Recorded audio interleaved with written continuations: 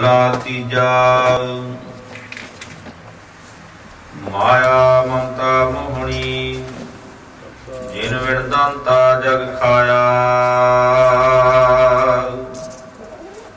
मनमुख खादे गुरमुखी उबरे जिनी सच नाम चित लाया। माया ममता मोहनी जिन विण दांता जग खाया।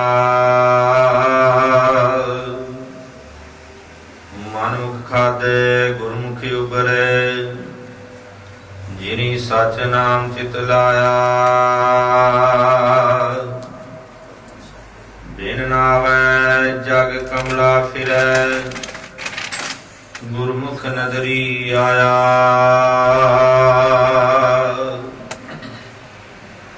धंधा करतया निफल जन्म गवाया। सुख दाता मन ना वसाया। नानक नाम तिना को मिलिया जिनको धुर लिख पाया। महला तीजा। घर ही मह अमृत भरपूर है मन मुखा साधना पाया। ज्यो कस्तूरी मिर्ग न जानै भ्रम दा भरम भुलाया। अमृत तज बिक संग्रह करतै आप खोआया। गुरमुख बिरले सो जी पई तिना अंदर ब्रह्म दिखाया। तन मन शीतल होया रसना हर साध आया। शब्दे ही नाउ पूजै शब्दे मेल मिलाया। बिन शब्दै सब जग बाउराना बिरथा जन्म गवाया। अमृत को शब्द है नानक गुरमुख पाया। पौड़ी सो हर पुरख अगम है कहो कित बिद पाइय। तिस रूप न रेख अदृष्ट कहो जन क्यों ध्याइय। निरंकार निरंजन हर अगम क्या कह गुण गाइय। जिस आप बुझाए आप सो हर मार्ग पाइय। गुरपूरै वे खालिया गुर सेवा पाइय। जिस आप बुझाए आप सो हर मार्ग पाइय। गुरपूरै वे खालिया गुर सेवा पाइय। वाहिगुरू जी का खालसा वाहिगुरू जी की फतेह। सतगुरु जी की साजी वाजी परम समान जो गुरु खालसा साध संगत जी।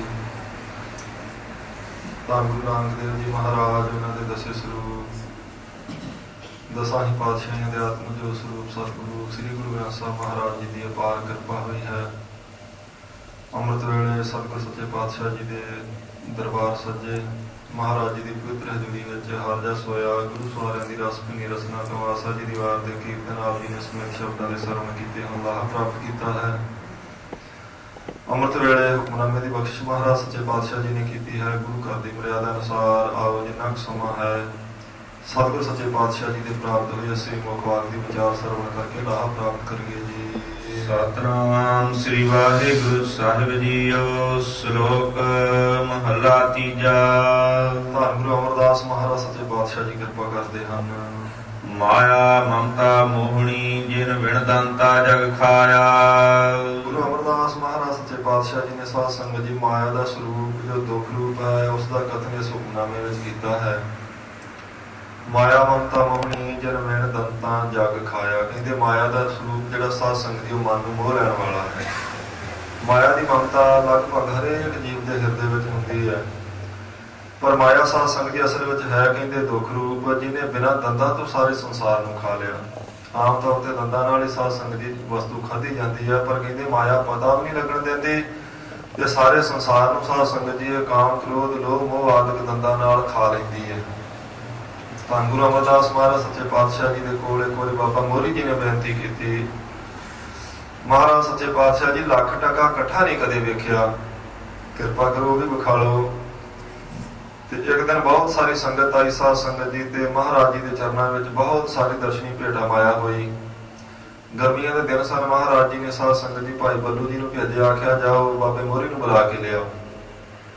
ਜਿਸ ਵੇਲੇ ਬਾਬਾ ਮੋਹਰੀ ਜੀ ਆਏ ਤੇ ਮਹਾਰਾਜ ਨੇ ਆਖਿਆ ਗਿਣੋ ਮਾਇਆ ਕਿੰਨੀ ਹੈ। ਜਿਉਂ ਸਾਧ ਸੰਗਤ ਜੀ ਗਿਣਨ ਲੱਗੇ, ਪਸੀਨਾ ਆਈ ਜਾਵੇ, ਉਹ ਕਰਕੇ ਪਸੀਨਾ ਸਾਫ਼ ਕਰੀ ਜਾਣ, ਫਿਰ ਗਿਣੀ ਜਾਣ।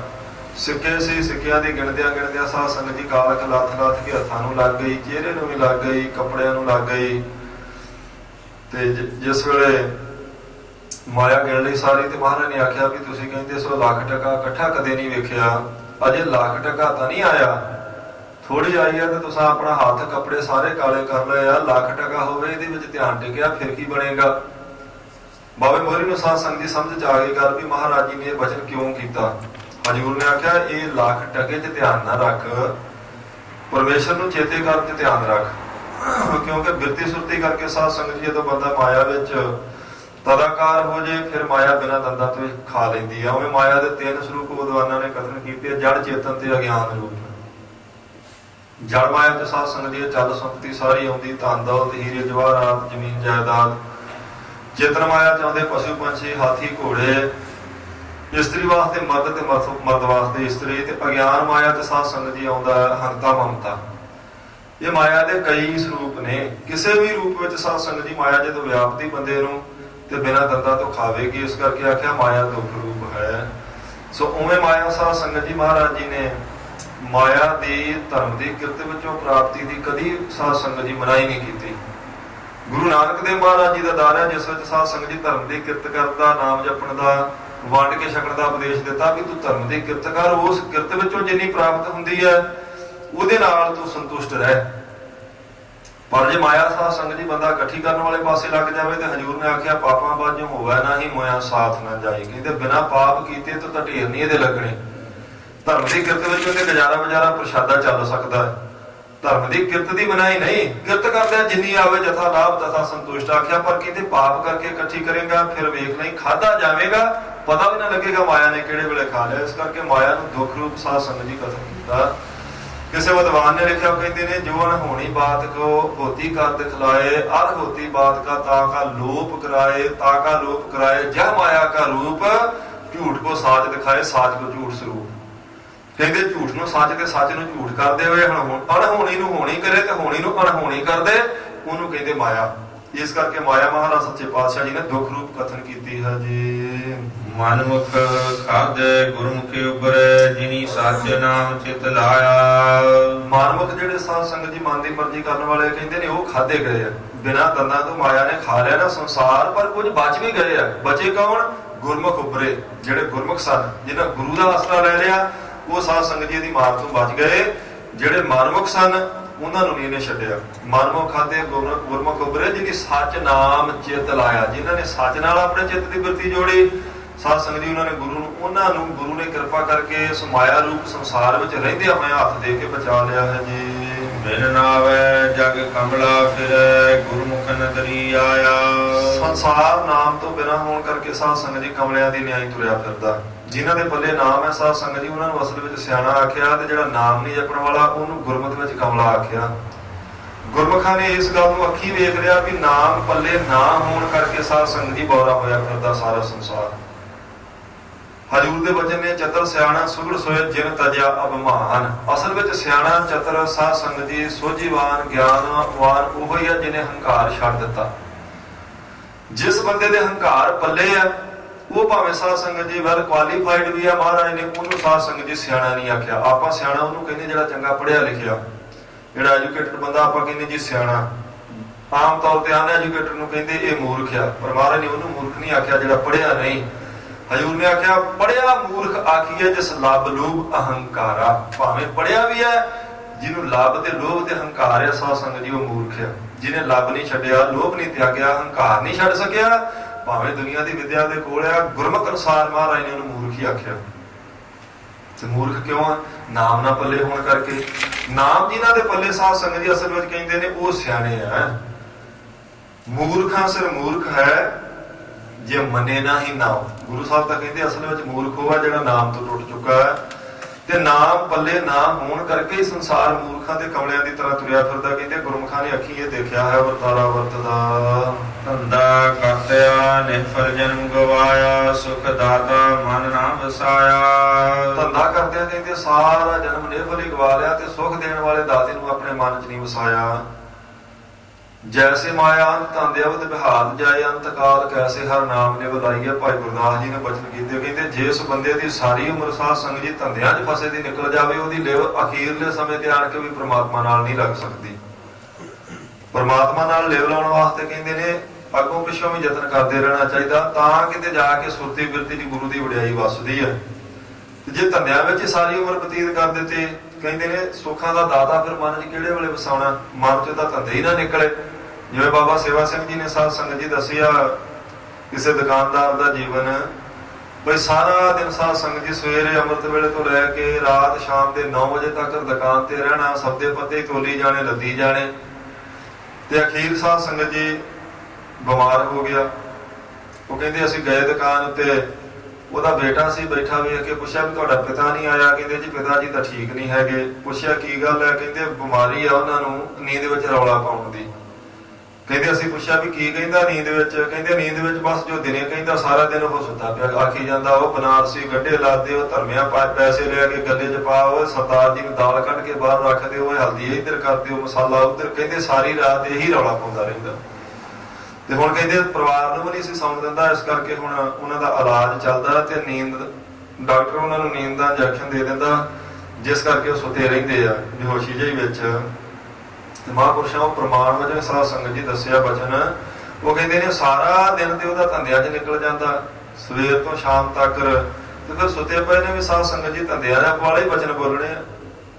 ਧੰਦਾ ਕਰਦਿਆਂ ਨਿਰਫਲ ਜਨਮ ਗਵਾਇਆ। ਧੰਦਾ ਮਾੜਾ ਨਹੀਂ, ਪਰ ਸਵੇਰੇ ਸ਼ਾਮ ਦਾ ਸਾਧ ਸੰਗਤ ਜੀ ਨਿਤਨੇਮ ਵੀ ਬੰਦੇ ਦੇ ਪੱਲੇ ਹੋਣਾ ਚਾਹੀਦਾ।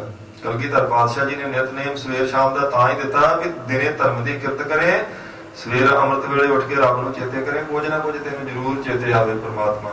ਸਾਰਾ ਦਿਨ ਧੰਦੇ ਕਰਨ ਤੋਂ ਬਾਅਦ ਸ਼ਾਮ ਪਵੇ, ਰਹਿ ਰਾਸ ਦਾ ਸਮਾਂ ਹੋਵੇ, ਤੈਨੂੰ ਗੁਰੂ ਚੇਤੇ ਆ ਜਾਵੇ। ਇਸ ਕਰਕੇ ਦੋਵੇਂ ਵੇਲੇ ਤੂੰ ਉਹਨੂੰ ਕਰਤਾਰ ਕਰਤਾਰ ਕਰਕੇ ਕੁਝ ਚੇਤੇ ਕਰੇਗਾ, ਤੇ ਧੰਦਿਆਂ ਵਿੱਚ ਰਹਿੰਦਿਆਂ ਹੋਇਆਂ ਵੀ ਤੈਨੂੰ ਉਹਦੀ ਪ੍ਰਾਪਤੀ ਹੋਵੇਗੀ। ਜੇ ਉਹਦੇ ਨਾਲ ਟੁੱਟ ਗਿਆ ਤੇ ਫਿਰ ਸਾਰੀ ਰਾਤ ਤੇ ਸਾਰਾ ਦਿਨ ਸਾਧ ਸੰਗਤ ਜੀ ਧੰਦਿਆਂ 'ਚ ਹੀ ਬਤੀਤ ਕੀਤਾ, ਸਾਰਾ ਜਨਮ ਹੀ ਕਹਿੰਦੇ ਵਿਅਰਥ ਗਵਾ ਲਿਆ ਇਸਨੇ ਤਾਂ। ਨਾਨਕ ਨਾਮ ਤਿਨਾ ਕੋ ਮਿਲਿਆ, ਜਿਨ ਕੋ ਧੁਰ ਲਿਖ ਪਾਇਆ। ਜਿਨ੍ਹਾਂ ਦੇ ਧੁਰੋਂ ਹੀ ਸਾਧ ਸੰਗਤ ਜੀ ਮੱਥੇ ਦਾ ਲੇਖ ਪ੍ਰਮਾਤਮਾ ਨੇ ਚੰਗਾ ਲਿਖਿਆ, ਕਹਿੰਦੇ ਨਾਮ ਦੀ ਪ੍ਰਾਪਤੀ ਉਹਨਾਂ ਨੂੰ ਹੈ। ਪ੍ਰਮਾਤਮਾ ਦੀ ਕਿਰਪਾ ਹੋਵੇ ਤੇ ਸਾਧ ਸੰਗਤ ਜੀ ਫਿਰ ਗੁਰੂ ਦਾ ਮਿਲਾਪ ਹੈ, ਤੇ ਗੁਰੂ ਦੀ ਕਿਰਪਾ ਹੋਵੇ ਤੇ ਪ੍ਰਮਾਤਮਾ ਦਾ ਮਿਲਾਪ। ਇਹ ਦੋਵੇਂ ਚੀਜ਼ਾਂ ਇੱਕ ਦੂਜੇ ਦੀਆਂ ਪੂਰਕ ਹੈ। ਜਿੰਨੀ ਦੇਰ ਪ੍ਰਮਾਤਮਾ ਦੀ ਕਿਰਪਾ ਨਾ ਹੋਵੇ, ਬੰਦਾ ਗੁਰੂ ਦੇ ਨੇੜੇ ਨਹੀਂ ਆ ਸਕਦਾ। ਗੁਰੂ ਸਾਹਿਬ ਜੀ ਦੀ ਕਿਰਪਾ ਹੋਵੇ ਤੇ ਫਿਰ ਪ੍ਰਮਾਤਮਾ ਹਿਰਦੇ 'ਚ ਵਸਦਾ। ਇਸ ਕਰਕੇ ਕਹਿੰਦੇ ਮੱਥੇ ਦਾ ਲੇਖ ਸ਼ੁਭ ਸੀ ਤੇ ਫਿਰ ਨਾਮ ਦੀ ਪ੍ਰਾਪਤੀ ਹੋਈ ਹੈ। ਮਹੱਲਾ ਤੀਜਾ। ਅਗਲੇ ਸ਼ਲੋਕ ਵਿੱਚ ਗੁਰੂ ਅਮਰਦਾਸ ਮਹਾਰਾਜ ਜੀ ਕਿਰਪਾ ਕਰਦੇ ਹਨ। ਘਰ ਹੀ ਮਹਿ ਅੰਮ੍ਰਿਤ ਭਰਪੂਰ ਹੈ, ਮਨ ਮੁਖਾਂ ਸਾਧ ਨਾ ਪਾਇਆ। ਕਹਿੰਦੇ ਹਰੇਕ ਬੰਦੇ ਦੇ ਹਿਰਦੇ ਵਿੱਚ ਸਾਧ ਸੰਗਤ ਜੀ ਨਾਮ ਅੰਮ੍ਰਿਤ ਹੈ, ਪਰ ਮਨਮੁਖ ਇਸ ਦਾ ਸਵਾਦ ਨਹੀਂ ਜਾਣਦੇ। ਹੈ ਸਾਰਿਆਂ ਦੇ ਹੀ, ਭਾਵੇਂ ਕੋਈ ਗੁਰਮੁਖ ਹੈ, ਭਾਵੇਂ ਮਨਮੁਖ ਹੈ, ਕੋਈ ਰੱਬ ਨੂੰ ਮੰਨਣ ਵਾਲਾ ਜਾਂ ਨਾ ਮੰਨਣ ਵਾਲਾ, ਨਾਮ ਅੰਮ੍ਰਿਤ ਸਾਧ ਸੰਗਤ ਜੀ ਹਰੇਕ ਦੇ ਹਿਰਦੇ ਵਿੱਚ ਹੈ। ਫਰਕ ਸਿਰਫ ਇੰਨਾ ਹੈ ਵੀ ਗੁਰਮੁਖ ਸਾਧ ਸੰਗਤ ਜੀ ਉਹਨੂੰ ਪ੍ਰਗਟ ਕਰਕੇ ਉਹਦਾ ਆਨੰਦ ਮਾਣਦੇ ਆ, ਤੇ ਮਨਮੁਖ ਉਹਦਾ ਸਵਾਦ ਨਹੀਂ ਚੱਖ ਸਕਦਾ, ਪ੍ਰਵਾਹ ਹੀ ਨਹੀਂ ਕਰਦਾ। ਘਰ ਹੀ ਮੈਂ ਅੰਮ੍ਰਿਤ ਭਰਪੂਰ ਹੈ, ਮਨ ਮੁਖਾਂ ਸਾਧ ਨਾ ਪਾਇਆ। ਕਹਿੰਦੇ ਮਨਮੁਖ ਪ੍ਰਵਾਹ ਨਹੀਂ ਕਰਦਾ ਵੀ ਜਿਹੜਾ ਨਾਮ ਅੰਮ੍ਰਿਤ ਮਹਾਰਾਜ ਨੇ ਮੇਰੇ ਅੰਦਰ ਰੱਖਿਆ, ਇਹਦੀ ਪ੍ਰਾਪਤੀ ਕਿਵੇਂ ਕਰਨੀ ਹੈ। ਜਿਉ ਕਸਤੂਰੀ ਮਿਰਗ ਨਾ ਜਾਣੈ, ਭ੍ਰਮ ਦਾ ਭਰਮ ਭੁਲਾਇਆ। ਇੱਕ ਪ੍ਰਮਾਣ ਦਿੱਤਾ ਤੀਸਰੇ ਪਾਤਸ਼ਾਹ ਜੀ ਨੇ, ਕਹਿੰਦੇ ਜਿਵੇਂ ਕਸਤੂਰੀ ਜਿਹੜੀ ਸਾਧ ਸੰਗਤ ਜੀ ਹਿਰਨ ਦੇ ਨਾਭੇ 'ਚ ਹੀ ਹੁੰਦੀ ਹੈ, ਉਹਦੀ ਨਾਭੀ ਵਿੱਚ, ਪਰ ਆਪ ਸਾਧ ਸੰਗਤ ਜੀ ਉਹ ਜੰਗਲਾਂ ਵਿੱਚ ਲੱਭਦਾ ਫਿਰਦਾ ਉਸ ਕਸਤੂਰੀ ਨੂੰ ਵੀ ਇਹ ਸੁਗੰਧੀ ਆਉਂਦੀ ਕਿੱਥੋਂ ਹੈ ਉਹਦੇ ਕੋਲ, ਪਰ ਪਤਾ ਨਾ ਹੋਣ ਕਰਕੇ ਬਾਅਦ ਭਰਮ ਦਾ ਹੀ ਸਾਧ ਸੰਗਤ ਜੀ ਮਰ ਜਾਂਦਾ। ਭਰਮ ਦਾ ਭਰਮ ਭੁਲਾਇਆ, ਤੁਰਿਆ ਫਿਰਦਾ ਝਾੜਾਂ 'ਚ, ਬੀਆਬਾਨ ਜੰਗਲਾਂ ਵਿੱਚ ਵੀ ਇਹਨੂੰ ਪ੍ਰਾਪਤ ਕਰਾਂ ਸੁਗੰਧੀ ਜਿੱਥੋਂ ਆ ਰਹੀ ਹੈ। ਅਖੀਰ ਥੱਕ ਹਾਰ ਕੇ ਸਾਧ ਸੰਗਤ ਜਦੋਂ ਡਿੱਗ ਪੈਂਦਾ ਤੇ ਕਹਿੰਦੇ ਨੇ ਉਹਦਾ ਮੂੰਹ ਆਪਣੀ ਨਾਭੀ ਵੱਲ ਨੂੰ ਜਾਵੇ ਤੇ ਫਿਰ ਹੈਰਾਨ ਹੁੰਦਾ ਵੀ ਇਹ ਤੇ ਮੇਰੇ ਹੀ ਕੋਲ ਸੀ, ਮੇਰੇ ਕੋਲੋਂ ਹੀ ਸੁਗੰਧੀ ਆ ਰਹੀ ਤੇ ਮੈਂ ਬਾਹਰ ਲੱਭਦਾ ਫਿਰਦਾ। ਕਹਿੰਦੇ ਉਹ ਮਨਮੁਖ ਦੀ ਹਾਲਤ ਹੈ, ਨਾਮ ਅੰਮ੍ਰਿਤ ਅੰਦਰ ਹੀ ਹੈ ਪਰ ਭਰਮਦਾ ਬਾਹਰ ਫਿਰਦਾ, ਕਦੀ ਕਿਤੇ ਤੁਰਿਆ ਫਿਰਦਾ, ਕਦੀ ਕਿਤੇ। ਜਿੱਥੇ ਜਿੱਥੇ ਜਾਣ ਤੋਂ ਮਹਾਰਾਜ ਨੇ ਮਨਾ ਕੀਤਾ ਉੱਥੇ ਉੱਥੇ ਮੱਥੇ ਟੇਕੀ ਜਾਂਦਾ ਜਾ ਕੇ ਵੀ ਸ਼ਾਇਦ ਇਧਰੋਂ ਕਿਤੇ ਸੁੱਖ ਮਿਲ ਜਾਵੇ। ਕਹਿੰਦੇ ਸੁੱਖ ਦਾ ਦਾਤਾ ਤੇ ਤੇਰੇ ਅੰਦਰ ਹੈ, ਨਾਮ ਅੰਮ੍ਰਿਤ ਤੇਰੇ ਕੋਲ ਸੀ ਪਰ ਸੋਝੀ ਨਾ ਹੋਣ ਕਰਕੇ ਕਹਿੰਦੇ ਪ੍ਰਾਪਤ ਨਹੀਂ ਕਰ ਸਕਿਆ, ਉਹਦਾ ਰਸ ਚੱਖ ਨਹੀਂ ਸਕਿਆ ਮਨਮੁਖ। ਅੰਮ੍ਰਿਤ ਤਜ ਬਿਕ ਸੰਗ੍ਰਹਿ ਕਰਤ ਆਪ ਖਵਾਇਆ। ਅੰਮ੍ਰਿਤ ਛੱਡ ਦਿੱਤਾ ਤੇ ਕਹਿੰਦੇ ਨੇ ਜ਼ਹਿਰ ਇਕੱਠੀ ਕੀਤੀ ਆ। ਜ਼ਹਿਰ ਦਾ ਸੁਭਾਅ ਸਾਧ ਸੰਗਤ ਜੀ ਜਿੱਥੇ ਹੋਵੇ ਉੱਥੇ ਮਾਰੇਗੀ, ਜਿਸ ਦੇ ਵੀ ਅੰਦਰ ਗਈ ਮਾਰਨਾ ਹੈ। ਪਰ ਫਿਰ ਵੀ ਇਹ ਜਿਹੜੀ ਵਿਸ਼ਿਆਂ ਦੀ ਜ਼ਹਿਰ ਤੇ ਪ੍ਰਤੱਖ ਜ਼ਹਿਰ ਹੈ, ਇਹਦਾ ਥੋੜਾ ਫਰਕ ਹੈ। ਜਿਹੜੀ ਪ੍ਰਤੱਖ ਜ਼ਹਿਰ ਹੈ ਸਾਧ ਸੰਗਤ ਜੀ, ਇਹ ਭਾਂਡੇ 'ਚ ਪਈ ਭਾਂਡੇ ਦਾ ਕੁਝ ਨਹੀਂ ਵਿਗਾੜਦੀ, ਬੰਦੇ ਦੇ ਅੰਦਰ ਜਾਵੇਗੀ ਤੇ ਉਹਨੂੰ ਮਾਰੇਗੀ। ਪਰ ਜਿਹੜੀ ਵਿਸ਼ਿਆਂ ਦੀ ਜ਼ਹਿਰ ਹੈ ਸਾਧ ਸੰਗਤ ਜੀ, ਇਹ ਭਾਂਡੇ ਵਿੱਚ ਪਈ ਭਾਂਡੇ ਦਾ ਵੀ ਨੁਕਸਾਨ ਕਰਦੀ ਹੈ ਤੇ ਜਿਸ ਦੇ ਅੰਦਰ ਜਾ ਕੇ ਸਾਧ ਸੰਗਤ ਜੀ ਟਿਕ ਗਈ ਉਹਨੂੰ ਤਾਂ ਮਾਰੇਗੀ। ਕਹਿੰਦੇ ਨੇ ਇਹਨੂੰ ਪ੍ਰਗਟ ਨਾ ਵੀ ਕਰੇ, ਵਿਸ਼ਿਆਂ ਦੀ ਜ਼ਹਿਰ ਨੂੰ ਮਨ ਵਿੱਚ ਹੋਣ, ਪ੍ਰਗਟ ਨਾ ਕਰੇ, ਰਸਨਾ ਕਰਕੇ ਪ੍ਰਗਟ ਨਾ ਕਰੇ, ਸਰੀਰ ਕਰਕੇ ਪ੍ਰਗਟ ਨਾ ਕਰੇ। ਪਰ ਜੇ ਇਹ ਵਿਸ਼ਿਆਂ ਦੀ ਜ਼ਹਿਰ ਮਨ ਵਿੱਚ ਹੈ ਬੰਦੇ ਨੂੰ ਤਾਂ ਵੀ ਮਾਰ ਦੇਵੇਗੀ। ਪ੍ਰਗਟ ਕਰੇ ਫਿਰ ਤਾਂ ਮਰਨਾ ਹੀ ਹੈ, ਕਿਉਂਕਿ 8 ਪ੍ਰਕਾਰ ਦੇ ਵਕਾਰ ਜਿਹੜੇ ਵਿਦਵਾਨਾਂ ਨੇ ਸਾਧ ਸੰਗਤ ਜੀ ਕਥਨ ਕੀਤੇ ਆ। ਉਹ ਕਹਿੰਦੇ ਨੇ ਸੋ ਸਰਵਣ ਸਿਮਰਨ ਕੀਰਤਨ ਚਿਤਵਨ ਬਾਤ ਅਕੰਤ ਦ੍ਰਿੜ ਸੰਕਲਪ ਪ੍ਰਯਤਨ ਧਨ। ਕਹਿੰਦੇ ਨੇ ਇਹ ਪ੍ਰਗਟ ਕਰਨਾ, ਵਕਾਰਾਂ ਨੂੰ ਬੋਲ ਕੇ ਪ੍ਰਗਟ ਕਰਨਾ, ਅੱਖਾਂ ਨਾਲ ਪ੍ਰਗਟ ਕਰਨਾ, ਇਸ਼ਾਰਿਆਂ ਨਾਲ ਪ੍ਰਗਟ ਕਰਨਾ, ਫਿਰ ਸਰੀਰ ਕਰਕੇ ਪ੍ਰਗਟ ਕਰਨਾ, ਉਹ ਤਾਂ ਮਰੇਗਾ ਹੀ, ਕਿਉਂਕਿ ਪ੍ਰਤੱਖ ਜੀ ਨੇ ਪ੍ਰਗਟ ਸਾਧ ਸੰਗਤ ਜੀ ਕਰ ਦਿੱਤਾ। ਕਹਿੰਦੇ ਨੇ ਨਾ ਵੀ ਸਰੀਰ ਕਰਕੇ ਪ੍ਰਗਟ ਕਰੇ, ਬੋਲਾਂ ਕਰਕੇ ਵੀ ਪ੍ਰਗਟ ਨਾ ਕਰੇ, ਮਨ ਵਿੱਚ ਬੈਠੀ ਹੋਵੇ ਨਾ ਇਹ ਵਕਾਰਾਂ ਦੀ ਜ਼ਹਿਰ ਤਾਂ ਵੀ ਮਾਰ ਦੇਵੇਗੀ। ਇਹ ਜ਼ਹਿਰ ਸਾਧ ਸੰਗਤ ਜੀ ਦੂਜੀ ਜ਼ਹਿਰ ਨਾਲੋਂ ਵੀ ਖਤਰਨਾਕ ਹੈ। ਕਹਿੰਦੇ ਨੇ ਇਹ ਤਾਂ ਵਿਸ਼ਿਆਂ ਦੀ ਜਿਹੜੀ ਜ਼ਹਿਰ ਹੈ ਇਹ ਸਾਰੇ ਸੰਸਾਰ ਨੂੰ ਆਪਣੀ ਲਪੇਟ ਵਿੱਚ ਲਿਆ ਹੋਇਆ ਹੈ ਜੀ। ਗੁਰਮੁਖ ਵਿਰਲੇ ਸੋਝੀ ਪਈ ਤਿਨਾ ਅੰਦਰ ਬ੍ਰਹਮ ਦਿਖਾਇਆ। ਕੋਈ ਵਿਰਲਾ ਗੁਰਮੁਖ ਸਾਧ ਸੰਗਤ ਜੀ ਜਿਹਨੂੰ ਇਸ ਗੱਲ ਦੀ ਸੋਝੀ ਪਈ ਕਿ ਮੈਂ ਵਿਸ਼ਿਆਂ ਦੀ ਜ਼ਹਿਰ ਤੋਂ ਬਚਣਾ ਕਿਵੇਂ ਹੈ, ਉਹਨਾਂ ਨੂੰ ਪ੍ਰਮਾਤਮਾ ਨੇ ਆਪਣੇ ਅੰਦਰ ਹੀ ਸਾਧ ਸੰਗਤ ਦੀ ਬ੍ਰਹਮ ਵਿਖਾਲ ਦਿੱਤਾ, ਕਿਰਪਾ ਕਰ ਦਿੱਤੀ ਗੁਰੂ ਨੇ। ਕਿਉਂਕਿ ਗੁਰੂ ਵਿੱਚ ਤੇ ਪ੍ਰਮਾਤਮਾ ਵਿੱਚ ਸਾਧ ਸੰਗਤ ਦੀ ਫਰਕ ਨਹੀਂ ਹੁੰਦਾ।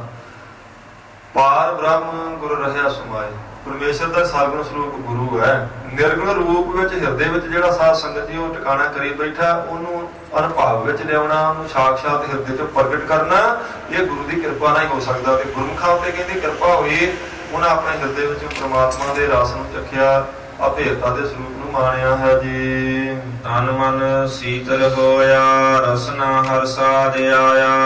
ਜਿਨ੍ਹਾਂ ਦੇ ਅਨੁਭਵ ਵਿੱਚ ਸਾਧ ਸੰਗਤ ਜੀ ਪ੍ਰਮਾਤਮਾ ਆ ਗਿਆ, ਕਹਿੰਦੇ ਉਹਨਾਂ ਦਾ ਤਨ ਮਨ ਵੀ ਸੀਤਲ ਹੋਇਆ ਤੇ ਰਸਨਾ ਕਰਕੇ ਵੀ ਸਾਧ ਸੰਗਤ ਜੀ ਉਹਨਾਂ ਨੂੰ ਰਸ ਪ੍ਰਾਪਤ ਹੋਇਆ ਪ੍ਰਮਾਤਮਾ ਦੇ ਨਾਮ ਦਾ। ਸ਼ਬਦੇ ਹੀ ਨਾਉ ਉਪਜੈ ਸ਼ਬਦੇ ਮੇਲ ਮਿਲਾਇਆ। ਸ਼ਬਦ ਅਰਥ ਹੈ ਸਾਧ ਸੰਗਤ ਜੀ ਉਪਦੇਸ਼ ਦਾ। ਕਹਿੰਦੇ ਉਪਦੇਸ਼ ਗੁਰੂ ਦਾ ਸੁਣਨ ਕਰਕੇ ਨਾਮ ਪੈਦਾ ਹੁੰਦਾ ਹਿਰਦੇ 'ਚ। ਨਾਮ ਵਾਸਤੇ ਜਿਹੜਾ ਪਿਆਰ ਪੈਦਾ ਹੋਣਾ ਉਹ ਗੁਰੂ ਸਾਹਿਬ ਜੀ ਦਾ ਉਪਦੇਸ਼ ਸੁਣਨ ਕਰਕੇ ਹੈ। ਤੇ ਮਿਲਾਪ ਜਿਹੜਾ ਉਹ ਵੀ ਸਾਧ ਸੰਗਤ ਦੀ ਸ਼ਬਦ ਕਰਕੇ ਹੀ ਹੈ। ਸ਼ਬਦ ਹੈ ਮੇਲ ਮਿਲਾਇਆ। ਜਿਹੜਾ ਮਹਾਰਾਜ ਜੀ ਦੇ ਉਪਦੇਸ਼ ਨੂੰ ਪਹਿਲਾਂ ਸੁਣੇਗਾ ਉਹਦੇ ਹਿਰਦੇ 'ਚ ਪਿਆਰ ਪੈਦਾ ਹੋਵੇਗਾ ਨਾਮੀ ਦਾ, ਜਿਸ ਦਾ ਸਾਧ ਸੰਗਤ ਜੀ ਨਾਮ ਦੁਆਰਾ ਉਪਦੇਸ਼ ਸਰਵਣ ਕੀਤਾ, ਨਾਮੀ ਦਾ ਪ੍ਰੇਮ ਹਿਰਦੇ 'ਚ ਪੈਦਾ ਹੋਇਆ ਤੇ ਫਿਰ ਸਾਧ ਸੰਗਤ ਜੀ ਗੁਰੂ ਦੇ ਚਰਨ ਪਰਸ ਕੇ ਉਹ ਨਾਮੀ ਤੱਕ ਪਹੁੰਚ ਜਾਂਦਾ। ਸ਼ਬਦ ਹੀ ਹਿਰਦੇ 'ਚ ਪ੍ਰੇਮ ਪੈਦਾ ਕਰਦਾ, ਸ਼ਬਦ ਹੀ ਪ੍ਰਮਾਤਮਾ ਨਾਲ ਮਿਲਾਉਣ ਵਾਲਾ ਹੈ ਜੀ। ਬਿਨ ਸ਼ਬਦ ਸਭ ਜਗ ਬਉਰਾਨਾ ਬਿਰਥਾ ਜਨਮ ਗਵਾਇਆ। ਸ਼ਬਦ ਕੋਲ ਨਾ ਹੋਣ ਕਰਕੇ ਕਹਿੰਦੇ ਸਾਰਾ ਜਗ ਕਮਲਿਆਂ ਦੀ ਤਰ੍ਹਾਂ ਤੁਰਿਆ ਫਿਰਦਾ ਤੇ ਸਾਰਾ ਜਨਮ ਹੀ ਇਹਨੇ ਵਿਅਰਥ ਗਵਾ ਲਿਆ ਆਪਣਾ। ਅੰਮ੍ਰਿਤ ਕੋ ਸ਼ਬਦ ਹੈ ਨਾਨਕ ਗੁਰਮੁਖ ਪਾਇਆ। ਕਹਿੰਦੇ ਗੁਰੂ ਦਾ ਸ਼ਬਦ ਹੀ ਸਾਧ ਸੰਗਤ ਜੀ ਅੰਮ੍ਰਿਤ ਹੈ ਤੇ ਮੁਖੀ ਗੁਰੂ ਤੋਂ ਗੁਰਮੁਖਾਂ ਨੇ ਇਹਨੂੰ ਪ੍ਰਾਪਤ ਕੀਤਾ। ਹੁਣ ਇੱਥੇ ਥੋੜੀ ਵਿਚਾਰ ਕਰਾਂਗੇ ਵੀ ਜੇ ਮਹਾਰਾਜ ਕਹਿੰਦੇ ਨੇ ਅੰਮ੍ਰਿਤ ਕੋ ਸ਼ਬਦ ਹੈ, ਜੇ ਸ਼ਬਦ ਹੀ ਸਾਧ ਸੰਗਤ ਦੀ ਅੰਮ੍ਰਿਤ ਹੈ ਤੇ ਫਿਰ ਖੰਡੇ ਬਾਟੇ ਦੇ ਅੰਮ੍ਰਿਤ ਦੀ ਕੀ ਮਹਾਨਤਾ। ਮਹਾਰਾਜ ਨੇ ਤੇ ਸ਼ਬਦ ਨੂੰ ਆਖਿਆ ਵੀ ਸ਼ਬਦ ਅੰਮ੍ਰਿਤ ਹੈ। ਫਿਰ ਹੋ ਸਕਦਾ ਆਪਣੇ ਮਨ 'ਚ ਵਿਚਾਰ ਆਵੇ ਕਿ ਦੇਖੋ ਗੁਰੂ ਅਮਰਦਾਸ ਤਾਂ ਮਹਾਰਾਜ ਕਹਿ ਰਹੇ ਆ ਨਾਮ ਹੀ ਅੰਮ੍ਰਿਤ ਹੈ, ਸ਼ਬਦ ਹੀ ਅੰਮ੍ਰਿਤ ਹੈ ਤੇ ਗੁਰੂ ਤੋਂ ਪ੍ਰਾਪਤ ਹੁੰਦਾ, ਫਿਰ ਖੰਡੇ ਬਾਟੇ ਦੇ ਅੰਮ੍ਰਿਤ ਦੀ ਤਾਂ ਕੋਈ ਮਹਾਨਤਾ ਨਾ ਰਹਿ ਗਈ। ਅੰਮ੍ਰਿਤ ਸ਼ਬਦ ਸਾਧ ਸੰਗਤ ਜੀ ਗੁਰਬਾਣੀ ਵਿੱਚ ਮਹਾਰਾਜ ਜੀ ਨੇ ਇੱਕ ਅਰਥਾਂ ਦੇ ਪ੍ਰਥਾਏ ਨਹੀਂ ਵਰਤਿਆ। ਅੰਮ੍ਰਿਤ ਮਹਾਰਾਜ ਜੀ ਨੇ ਸ਼ਬਦ ਵੱਖਰੇ ਵੱਖਰੇ ਪ੍ਰਸੰਗ ਵਿੱਚ ਵੱਖਰੇ ਵੱਖਰੇ ਅਰਥਾਂ ਦੀ ਸਾਧ ਸੰਗਤ ਜੀ ਵਰਤਿਆ। ਗੁਰੂ ਸਾਹਿਬ ਜੀ ਨੇ ਇਸ ਦੇਹ ਨੂੰ ਵੀ ਗੁਰਬਾਣੀ ਵਿੱਚ ਅੰਮ੍ਰਿਤ ਆਖਿਆ, ਚੰਦਨ ਨੂੰ ਵੀ ਅੰਮ੍ਰਿਤ ਆਖਿਆ, ਦੁੱਧ ਨੂੰ ਵੀ ਅੰਮ੍ਰਿਤ ਆਖਿਆ। ਇਸੇ ਤਰ੍ਹਾਂ ਸਾਧ ਸੰਗਤ ਜੀ ਪ੍ਰਸ਼ਾਦੇ ਨੂੰ ਵੀ ਮਹਾਰਾਜ ਜੀ ਨੇ ਅੰਮ੍ਰਿਤ ਆਖਿਆ, ਬਾਣੀ ਨੂੰ ਵੀ ਅੰਮ੍ਰਿਤ ਆਖਿਆ, ਨਾਮ ਨੂੰ ਵੀ ਅੰਮ੍ਰਿਤ ਆਖਿਆ। ਅੰਮ੍ਰਿਤ ਇੱਕ ਅਰਥਾਂ 'ਚ ਨਹੀਂ ਆਇਆ। ਪ੍ਰਸੰਗ ਚੱਲਦੇ ਅਨੁਸਾਰ ਸਾਧ ਸੰਗਤ ਜੀ ਅਰਥ ਲਾਉਣਾ ਪੈਂਦਾ। ਜਿਵੇਂ ਮਹਾਰਾਜ ਦਾ ਬਚਨ ਹੈ ਪੋਖ ਬੁਖਾਰ ਨਾ ਵਿਆਪੇ ਕੰਠ ਮਿਲਿਆ ਹਰ ਨਾਲ। ਤੁਖਾਰ ਦਾ ਅਰਥ ਸੰਦੂਖ ਵੀ ਹੁੰਦਾ, ਤੁਖਾਰ ਦਾ ਅਰਥ ਠੰਡ ਵੀ ਹੈ ਤੇ ਤੁਖਾਰ ਦਾ ਅਰਥ ਬਰਫ਼ ਵੀ ਹੈ ਕੋਸ਼ਾਂ ਵਿੱਚ। ਪਰ ਜਦੋਂ ਪੋਹ ਦੇ ਮਹੀਨੇ ਦੀ ਕਥਾ ਆਪਾਂ ਕਰਾਂਗੇ ਉੱਥੇ ਤੁਖਾਰ ਲਫ਼ਜ਼ ਆਵੇਗਾ ਤੇ ਉਹਦਾ ਅਰਥ ਆਪਾਂ ਠੰਡ ਗਾ ਕੇ ਲਾਵਾਂਗੇ, ਸੰਦੂਖ ਕਰਕੇ ਨਹੀਂ ਲਾਉਣ ਲੱਗੇ। ਹੈ ਭਾਵੇਂ ਪੋਖ ਦਾ ਅਰਥ ਸਾਧ ਸੰਗਤ ਜੀ ਤੁਖਾਰ ਦਾ ਅਰਥ ਸੰਦੂਖ ਵੀ ਹੈ, ਪਰ ਪੋਹ ਦੇ ਮਹੀਨੇ ਦੀ ਜਦੋਂ ਵਿਆਖਿਆ ਹੋਵੇਗੀ ਉਦੋਂ ਤੁਖਾਰ ਦਾ ਅਰਥ ਸਿਰਫ ਠੰਡ ਲੱਗੇਗਾ, ਕਿਉਂਕਿ ਪੋਹ ਦੇ ਮਹੀਨੇ 'ਚ ਠੰਡ ਹੁੰਦੀ ਹੈ। ਪਰ ਕਰਨ ਅਨੁਸਾਰ ਸਾਧ ਸੰਗਤ ਜੀ ਅਰਥ ਲੱਗਣਾ ਹੁੰਦਾ। ਮਹਾਰਾਜ ਜੀ ਨੇ ਆਖਿਆ ਸ਼ਬਦ ਵੀ ਅੰਮ੍ਰਿਤ ਜੇ, ਬਾਣੀ ਵੀ ਅੰਮ੍ਰਿਤ ਹੈ। ਇਸੇ ਤਰ੍ਹਾਂ ਚੰਦਨ ਨੂੰ ਵੀ ਸਾਧ ਸੰਗਤ ਜੀ ਮਹਾਰਾਜ ਨੇ ਅੰਮ੍ਰਿਤ ਆਖਿਆ, ਪ੍ਰਸ਼ਾਦੇ ਨੂੰ ਵੀ ਅੰਮ੍ਰਿਤ ਆਖਿਆ। ਪਰ ਕਰਨ ਅਨੁਸਾਰ ਉਹਦਾ ਅਰਥ ਆਪਾਂ ਲਾਵਾਂਗੇ, ਜੇ ਪ੍ਰਸ਼ਾਦ ਛਤੀ ਅੰਮ੍ਰਿਤ ਖਾਹੇ ਤੇ ਠਾਕਰ ਕੋ ਰੱਖ ਮਨ ਮਾਹੇ, ਉੱਥੇ ਮਹਾਰਾਜ ਨੇ ਛਤੀ ਪਦਾਰਥਾਂ ਨੂੰ ਅੰਮ੍ਰਿਤ ਆਖ ਦਿੱਤਾ। ਫਿਰ ਇਸੇ ਤਰ੍ਹਾਂ ਸਾਧ ਸੰਗਤ ਜੀ ਸਤਿਗੁਰ ਸੱਚੇ ਪਾਤਸ਼ਾਹ ਜੀ ਨੇ ਕਿਤੇ ਬਾਣੀ ਨੂੰ ਅੰਮ੍ਰਿਤ ਆਖਿਆ, ਕਿਤੇ ਮਹਾਰਾਜ ਸੱਚੇ ਪਾਤਸ਼ਾਹ ਜੀ ਨੇ ਇਸ ਦੇਹ ਨੂੰ ਵੀ ਅੰਮ੍ਰਿਤ ਆਖਿਆ। ਤੁਸੀਂ ਆਸਾ ਜੀ ਵਾਰ ਦਾ ਕੀਰਤਨ ਉਹ ਸੁਣਦੇ ਜੇ, ਛੱਕੇ ਗੁਰੂ ਰਾਮਦਾਸ ਮਹਾਰਾਜ ਸੱਚੇ ਪਾਤਸ਼ਾਹ ਜੀ ਦੇ ਉੱਥੇ ਸਰੀਰ ਨੂੰ ਅੰਮ੍ਰਿਤ ਆਖ ਦਿੱਤਾ। ਇਸ ਕਰਕੇ ਇਹ ਨਾ ਮਨ 'ਚ ਵਿਚਾਰ ਆਵੇ ਵੀ ਜੇ ਸ਼ਬਦ ਨੂੰ ਅੰਮ੍ਰਿਤ ਆਖਿਆ ਤੇ ਖੰਡੇ ਬਾਟੇ ਦੇ ਅੰਮ੍ਰਿਤ ਦੀ ਸ਼ਾਇਦ ਕੋਈ ਮਹਾਨਤਾ ਨਹੀਂ। ਸ਼ਬਦ ਵਾਲੇ ਅੰਮ੍ਰਿਤ ਨੂੰ ਪ੍ਰਗਟ ਕਰਨ ਵਾਸਤੇ ਸਾਧ ਸੰਗਤ ਜੀ ਉਹ ਜਿਹੜੇ ਬਾਹਰੀ ਚਿੰਨ੍ਹ ਸਾਨੂੰ ਮਹਾਰਾਜ ਜੀ ਨੇ ਦਿੱਤੇ ਉਹਨਾਂ ਨੂੰ ਧਾਰਨ ਕਰਨਾ ਜ਼ਰੂਰੀ ਹੈ। ਬਹੁਤ ਵਾਰ ਬੰਦੇ ਦੇ ਮਨ 'ਚ ਇਹ ਵਿਚਾਰ ਆ ਜਾਂਦਾ, ਦੇਖੋ ਜੀ ਇਹ ਤੇ ਚਿੰਨ੍ਹ ਹੀ ਨੇ, ਇਹ ਨਾ ਵੀ ਹੋਣਗੇ ਤਾਂ ਕੀ ਹੈ, ਬੰਦੇ ਦੇ ਅੰਦਰ ਅੰਮ੍ਰਿਤ ਆ। ਮਹਾਰਾਜ ਨੇ ਆਖਿਆ ਸ਼ਬਦ ਦਾ ਆਸਰਾ ਲੈਣਾ ਚਾਹੀਦਾ, ਅੰਦਰਲੇ ਅੰਮ੍ਰਿਤ ਨਾਲ ਹੀ ਪਾਰ ਉਤਰਨਾ, ਬਾਹਰਲੇ ਜਿਨ੍ਹਾਂ ਨੇ ਤਾਂ ਕੋਈ ਪਾਰ ਨਹੀਂ ਉਤਾਰ ਦੇਣਾ। ਇਹਨਾਂ ਦਾ ਸੰਬੰਧ ਸਰੀਰ ਨਾਲ ਹੈ, ਜਦੋਂ ਕਿ ਸਰੀਰ ਦੀ ਖੇਡ ਤੇ ਇੱਥੇ ਸੰਸਾਰ 'ਚ ਹੀ ਖਤਮ ਹੋ ਜਾਏਗੀ। ਠੀਕ ਹੈ ਸਾਧ ਸੰਗਤ ਜੀ, ਉਹਨਾਂ ਦਾ ਵੀ ਪ੍ਰਮਾਣ, ਪਰ ਅਸਲ ਵਿੱਚ ਜਿਨ੍ਹਾਂ ਦਾ ਵੀ ਆਪਣਾ ਮੁੱਲ ਹੈ। ਮਹਾਰਾਜ ਜੀ ਨੇ ਜੇ ਬਾਹਰੀ ਚਿੰਨ੍ਹ ਦਿੱਤੇ ਤੇ ਵਿਅਰਥ ਨਹੀਂ। ਤੁਸੀਂ ਹੁਣ ਦੇਖੋ ਸੰਸਾਰ ਵਿੱਚ ਸਾਧ ਸੰਗਤ ਜੀ ਆਪਾਂ ਚੱਲਦੇ ਹਾਂ ਇਹਨਾਂ ਕੰਟਰੀਆਂ 'ਚ, ਤੇ ਚਿੰਨ੍ਹ ਤੋਂ ਬਿਨਾਂ ਤਾਂ ਆਪਾਂ ਮੰਜ਼ਿਲ ਤੇ ਨਹੀਂ ਪਹੁੰਚ ਸਕਦੇ। ਸੜਕ ਉੱਤੇ ਆਪਾਂ ਜਾਂਦੇ ਹੋਈਏ ਗੱਡੀ ਲੈ ਕੇ ਤੇ ਇੱਕ ਚਿੰਨ੍ਹ ਆਉਂਦਾ ਬੋਰਡ ਦੇ ਉੱਤੇ ਸਾਧ ਸੰਗਤ ਜੀ, ਇੱਕ ਚਿੱਟਾ ਜਿਹਾ ਚਾਦਰ ਵਾਲਾ ਬੈੱਡ ਲੱਗਾ, ਉਹਦੇ ਕੋਲ ਚਿਮਚੇ ਛੁਰੀਆਂ ਜੀਆਂ ਬਣੇ ਪਏ ਆ। ਉਹ ਚਿੰਨ੍ਹ ਹੀ ਸਾਨੂੰ ਦੱਸ ਦਿੰਦਾ ਵੀ ਅੱਗੇ ਕੋਈ ਸਰਵਿਸ, ਕੋਈ ਬ੍ਰੇਕ ਵਾਸਤੇ ਥਾਂ ਆਉਣ ਵਾਲੀ ਆ, ਜਿੱਥੇ ਤੁਸੀਂ ਗੈਸ ਪਾ ਸਕਦੇ ਜੇ, ਕੁਝ ਖਾ ਪੀ ਸਕਦੇ ਜੇ, 2 ਘੜੀਆਂ ਰੁਕ ਸਕਦੇ ਜੇ। ਉੱਥੇ ਕੋਈ ਬੰਦਾ ਨਹੀਂ ਰੁਕਿਆ, ਆਪਾਂ ਨੂੰ ਕਹਿੰਦਾ ਵੀ ਅਗਲੇ ਬੰਨੇ ਕੋਈ ਸਰਵਿਸ ਏਰੀਆ ਆ ਰਿਹਾ। ਸਿਰਫ ਇੱਕ ਚਿੰਨ੍ਹ ਆ ਬੋਰਡ ਦੇ ਉੱਤੇ ਬਣਾਇਆ, ਜਿਸ ਤੋਂ ਆਪਾਂ ਨੂੰ ਪਤਾ ਲੱਗਦਾ ਵੀ ਇੱਥੇ ਆਪਾਂ 2 ਘੜੀਆਂ ਰੁਕ ਸਕਦੇ ਹਾਂ, ਰੈਸਟ ਕਰ ਸਕਦੇ ਹਾਂ। ਆਪਾਂ ਜਾਂਦੇ ਹੋਈਏ ਤੇ ਇੱਕ ਬੋਰਡ ਦੇ ਉੱਤੇ ਚਿੰਨ੍ਹ ਬਣਿਆ ਹੁੰਦਾ ਸਾਧ ਸੰਗਤ ਜੀ, 2 ਬੱਚਿਆਂ ਦਾ, ਉਹਨਾਂ ਦੇ ਗਲ 'ਚ ਬਸਤਾ ਜਿਹਾ ਵਿਖਾਇਆ। ਆਪਾਂ ਨੂੰ ਪਤਾ ਲੱਗ ਜਾਂਦਾ ਅਗਲੇ ਬੰਨੇ ਇਹ ਚਿੰਨ੍ਹ ਦੱਸਦਾ ਵੀ ਸਕੂਲ ਆਉਣ ਵਾਲਾ ਜੇ, ਆਪਣੀ ਸਪੀਡ ਕੰਟਰੋਲ ਕਰੋ। ਇੱਕ ਚਿੰਨ੍ਹ ਹੀ ਆ ਨਾ। ਸੜਕ ਤੇ ਜਾਂਦੇ ਆ ਤੇ ਬੋਰਡ ਦੇ ਉੱਤੇ ਸਾਧ ਸੰਗਤ ਜੀ ਹਸਪਤਾਲ ਦਾ ਚਿੰਨ੍ਹ ਹੀ ਬਣਿਆ ਹੁੰਦਾ। ਆਪਾਂ ਨੂੰ ਪਤਾ ਲੱਗ ਜਾਂਦਾ ਭਾਈ ਹਸਪਤਾਲ ਜਿਹੜਾ ਉਹ ਇਸ ਪਾਸੇ ਆ, ਜਦੋਂ ਕਿ ਖੜ ਕੇ ਨਹੀਂ ਆਪਾਂ ਨੂੰ ਰੋਕ ਕੇ ਕੋਈ ਕਹਿੰਦਾ ਵੀ ਇਸ ਪਾਸੇ ਹਸਪਤਾਲ ਜੇ, ਅੱਗੇ ਸਕੂਲ ਆ ਗਿਆ ਜੇ, ਅੱਗੇ ਕੋਈ ਸਰਵਿਸ ਏਰੀਆ ਆ ਗਿਆ। ਸਿਰਫ ਚਿੰਨ੍ਹ ਆਪਾਂ ਨੂੰ ਮੰਜ਼ਿਲ ਤੇ ਪਹੁੰਚਾ ਦਿੰਦਾ, ਚਿੰਨ੍ਹ ਰਸਤਾ ਦੱਸਦਾ। ਚਿੰਨ੍ਹ ਦੇ ਤੋਂ ਵੇਖੇ ਹੋਏ ਰਸਤੇ ਤੇ ਚੱਲ ਕੇ ਆਪਾਂ ਮੰਜ਼ਿਲ ਤੇ ਪਹੁੰਚ ਜਾਂਦੇ ਆ ਵੀ ਹਸਪਤਾਲ ਇਸ ਪਾਸੇ ਆ, ਸਰਵਿਸ ਏਰੀਆ ਇਸ ਪਾਸੇ ਆ, ਅੱਗੇ ਸਕੂਲ ਆ ਗਿਆ, ਅੱਗੇ ਸਾਰਾ ਕੁਝ ਸਾਧ ਸੰਗਤ ਜੀ ਚਿੰਨ੍ਹਾਂ ਤੋਂ ਚੱਲਦਾ। ਤੇ ਜੇ ਆਪਾਂ ਕਹੀਏ ਵੀ ਇਹ ਤਾਂ ਬਾਹਰੀ ਚਿੰਨ੍ਹ, ਇਹਨਾਂ ਦੀ ਲੋੜ ਕੋਈ ਨਹੀਂ, ਅਸਲ ਵਿੱਚ ਰਸਤਾ ਹੀ ਸਾਧ ਸੰਗਤ ਜੀ ਇਸ ਚਿੰਨ੍ਹ ਨੇ ਪਾਉਣਾ। ਇਹਨਾਂ ਦੀ ਵੀ ਆਪਣੀ ਮਹਾਨਤਾ। ਬਾਹਰਲੇ ਵੀ ਸਾਧ ਸੰਗਤ ਜਿਹੜੇ ਮਹਾਰਾਜ ਜੀ ਨੇ ਕਕਾਰ ਬਖਸ਼ਿਆ ਜਾਂ ਜੋ ਵੀ ਰਹਿਤ ਸੱਚੇ ਪਾਤਸ਼ਾਹ ਜੀ ਨੇ ਬਖਸ਼ੀ। ਇਸ ਕਰਕੇ ਇਹ ਨਾ ਤਰਕ ਆਵੇ, ਆਪਣੇ ਕੋਲ ਸਮਾਂ ਸੀਮਿਤ ਆ, ਸਾਰੀ ਨਹੀਂ ਵਿਆਖਿਆ ਕਰ ਸਕਦੇ। ਸਿਰਫ ਇੰਨੀ ਕੁ ਬੇਨਤੀ ਵੀ ਇਹ ਬਚਨ ਸੁਣ ਕੇ ਮਹਾਰਾਜ ਜੀ ਦਾ ਕਿਤੇ ਮਨ 'ਚ ਇਹ ਨਾ ਸ਼ੰਕਾ ਪੈ ਜਾਵੇ ਵੀ ਹਜ਼ੂਰ ਨੇ ਤੇ ਸ਼ਬਦ ਨੂੰ ਅੰਮ੍ਰਿਤ ਆਖ ਦਿੱਤਾ, ਫਿਰ ਦੂਜੇ ਅੰਮ੍ਰਿਤ ਦੀ ਤੇ ਕੋਈ ਮਹਾਨਤਾ ਹੀ ਨਹੀਂ। ਉਹਦੀ ਆਪਣੀ ਥਾਂ ਤੇ ਮਹਾਨਤਾ ਹੈ, ਸ਼ਬਦ ਦੀ ਆਪਣੀ ਥਾਂ ਤੇ ਮਹਾਨਤਾ ਹੈ। ਸ਼ਬਦ ਰੂਪੀ ਅੰਮ੍ਰਿਤ ਨੂੰ, ਨਾਮ ਰੂਪ ਅੰਮ੍ਰਿਤ ਨੂੰ ਪ੍ਰਗਟ ਕਰਨ ਵਾਸਤੇ ਸਾਧ ਸੰਗਤ ਜੀ ਗੁਰੂ ਜੀ ਦੇ ਦੱਸੇ ਰਸਤੇ ਤੇ ਚੱਲਣਾ ਅਤਿਸ਼ੈ ਕਰਕੇ ਜ਼ਰੂਰੀ ਹੈ। ਇਸ ਕਰਕੇ ਸਾਰਿਆਂ ਦੀ ਆਪੋ ਆਪਣੀ ਥਾਂ ਤੇ ਮਹਾਨਤਾ, ਸਾਰਿਆਂ ਦਾ ਆਪੋ ਆਪਣੀ ਥਾਂ ਤੇ ਮੁੱਲ ਹੈ ਜੀ। ਪੌੜੀ ਸੋ ਹਰ ਪੁਰਖ ਅਗੰਮ ਹੈ, ਕਹੋ ਕਿਤ ਵਿਦ ਪਾਈਐ। ਕਹਿੰਦੇ ਉਹ ਅਕਾਲ ਪੁਰਖ ਵਾਹਿਗੁਰੂ ਗਮਤਾ ਤੋਂ ਸਾਧ ਸੰਗਤ ਜੀ ਪਰੇ ਹੈ। ਦੱਸੋ ਕਿਸ ਤਰੀਕੇ ਨਾਲ ਪ੍ਰਮਾਤਮਾ ਦੀ ਪ੍ਰਾਪਤੀ ਕੀਤੀ ਜਾ ਸਕਦੀ ਹੈ।